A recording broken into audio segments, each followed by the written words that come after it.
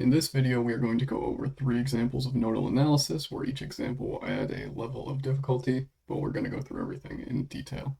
So for the first example, we have this circuit on the left, and we want to find Vx and Vy. So those points are here on the left and then here on the right. So what we can do, we can start a KCL or nodal analysis for the point of Vx, and then another one for the point of Vy. Now, before we start to write our currents, we have to define which way they go. And I'm going to choose that we have currents all going in these corresponding directions. So for the node of Vx, we would have I1 going in, and then IR1 going out, plus IR2 going out. And for Vy, we would have IR2 going in, and then IR3 going out, and then I2 going out. And from this, we can say that IR1 is equal to Vx over R1, IR3 is equal to Vy over R3, and then IR2 equal to Vx minus Vy over R2. From this, we can plug all of these back into these two equations. So we would have I1 is equal to Vx over R1 plus Vx over R2 minus Vy over R2. And the second equation would be Vx over R2 minus Vy over R2. And that's going to be equal to Vy over R3 plus I2. Where I broke up this term for IR2 just for convenience later on. Now looking at this first equation, we can say that Vx is equal to I1 plus Vy over R2. And all that will be divided by 1 over R1 plus 1 over R2, which we've seen before. And then if we solve this equation, we would have that Vy is equal to Vx over R2 minus I2 divided by 1 over R2 plus 1 over R3.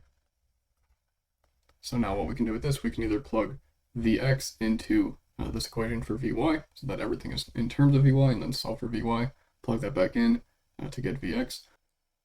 Now for the next example, we have a little bit more complex circuit. It's similar to the last one, except now we have this dependent current source, which is equal to the current going through R3, which we are going to label as going this way. So the first thing that we can do is combine sources and then resistors. Now we can simplify the circuit simply as one current source, a resistor, our dependent current source, and then another resistor. And this resistor will be R3. And this will be A times the current of R3. Then we have our ground. Now this resistor here will be R1 and R2 in parallel. So that would just be R1 times R2 divided by R1 plus R2. And this current source, that would be I1 plus I2 minus I3.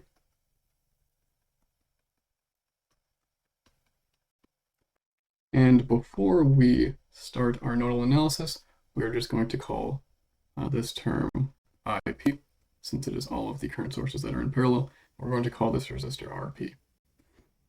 Now, writing a nodal analysis for point Vx, we would have IP going in, and coming out, if we label the current going through RP as this way, we would have IRP plus A times IR3 plus IR3.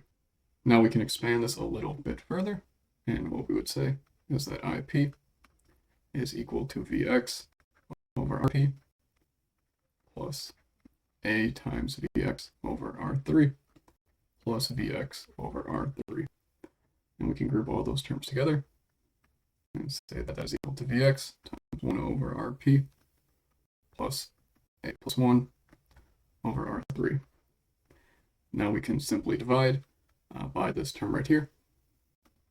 And we can see that Vx is equal to IP 1 over RP plus A plus 1 over R3.